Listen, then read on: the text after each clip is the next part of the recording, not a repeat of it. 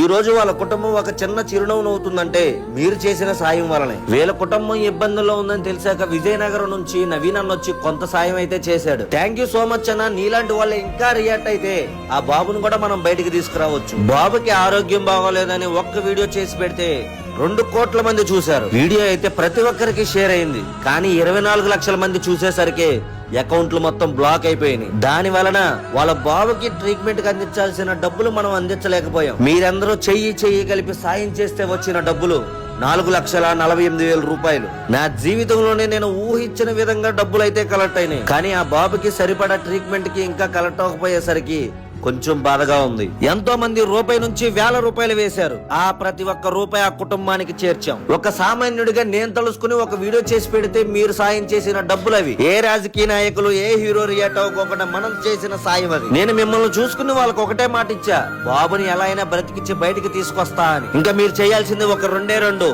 కిందున్న క్యూఆర్ కి మీకు వీలైనంత అమౌంట్ సాయం చేయండి. లేకపోతే మీ ఫ్రెండ్స్ అండ్ ఫ్యామిలీ మెంబర్ కి ప్రతి ఒక్కరికి షేర్ చేయండి.